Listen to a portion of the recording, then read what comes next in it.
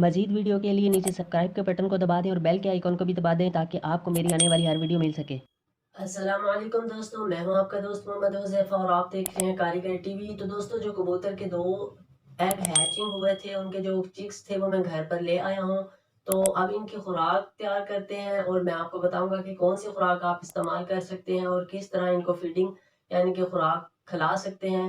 तो दोस्तों, वीडियो शुरू करते हैं। वीडियो शुरू करने से पहले अगर आपने चैनल को सब्सक्राइब नहीं किया तो वो ज़रूर कीजिएगा, क्योंकि ऐसी ही इंक्यूबेटर रिलेटेड इसके अलावा और बहुत सी वीडियो इस चैनल पर मैं लेकर आता रहता हूँ। तो वीडियो शुरू करते हैं दोस्तों। यहाँ पर दोस्तों आप सीरिलैक जो है वो कबूतर के चिक्स को खिला सकते हैं। 20 रुपए का साशे है, इसमें दलिया वगैरह पिसा हुआ मौजूद होता है। और इसके अलावा आप जो बाजरा और चावल वगैरह हैं उन्हें भी बारीक पीस कर पानी में हल करने के बाद सेम इसी तरीके से खिला सकते हैं। एक मेरे पास दोस्तों ये सिरिंज है 3 मिलीलीटर की। इसके आगे साइकिल का जो वाल होता है वो मैंने लगाया हुआ है।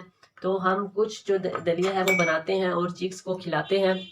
तो यहाँ पर दोस्तों एक जो स्पून है वो मैंने पानी का ले लिया। इसके बाद हम इसमें इतना दलिया मिक्स करेंगे कि ये एक गाढ़ा सा दलिया टाइप बन जाए।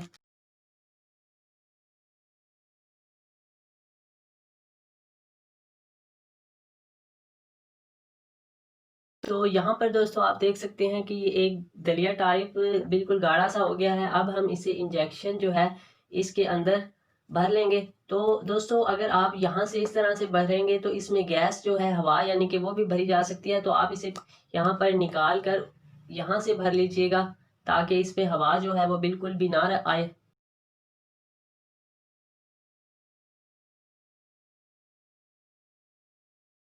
तो अब दोस्तों हम चिक्स को खिलाते हैं।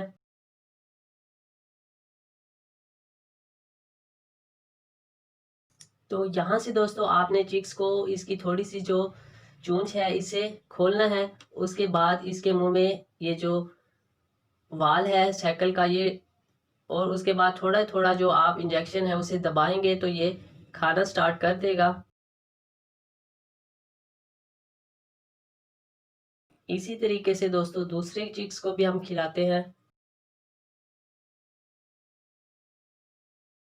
तो दोस्तों इस तरीके से आप किसी भी चिक्स के जो परिंदे के जो चिक्स हैं यानी कि कोई भी चिक्स हो उन्हें इसी तरीके से इंजेक्शन के ज़रिए फीड दे सकते हैं।